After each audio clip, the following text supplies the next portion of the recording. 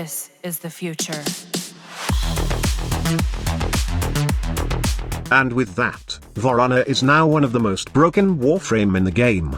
Earlier today, Digital Extremes made a small update to Warframe that made a big difference. It seems like they really like their new wolf-inspired Warframe, or they just learning how to finally take player feedback seriously, as these were suggested not just by me, but by a bunch of players in the Warframe community to make Voruna even better.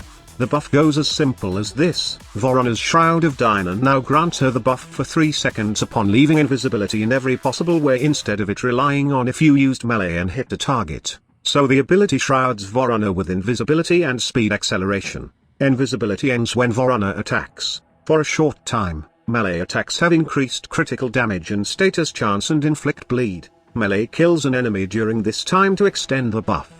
The buff was not very important in the past, since you can miss it or lead to your death sometimes, since you would want to be visible for a couple of seconds to extend the duration of the buff and get the critical, status, and bleed bonuses. That is why I used shield gating mechanic on top of the Mecha Pulse armor buff for survivability in my Voruna build, which you can see later.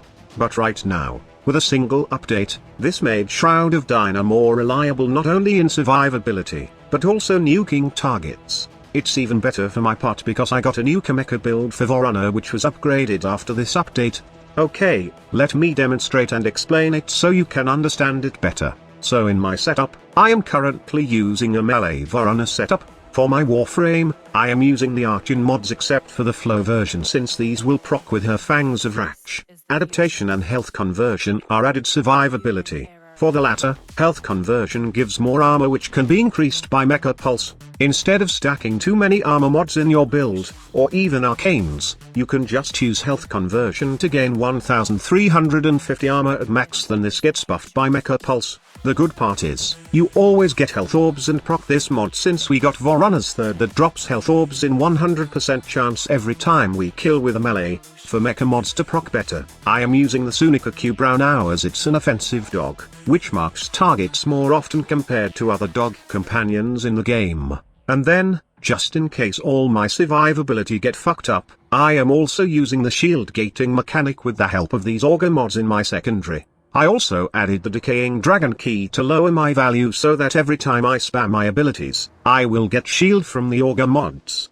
And lastly, the fun part, is the melee I am using. Most of the time, I am using a strong hybrid melee with tons of slash damage on its stat, but right now, with the simple buff on Shroud of Dinah, I can reliably proc slash even if the weapon is not slash based. Just like, for example, the Silver and Aegis Prime, which is a pure heat status melee weapon. With Shroud of Dinah, I can inflict bleed procs with this melee on top of the heavy heat damage it provides. It's super powerful that it can melt enemies with the AoE heat and bleed procs coming from both Mecha mod set, and Voruna's Fangs of Ratch once you hit a target and spread random statuses.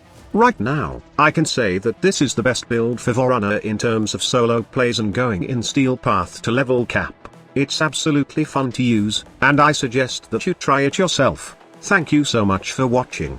Squad Leader signing off.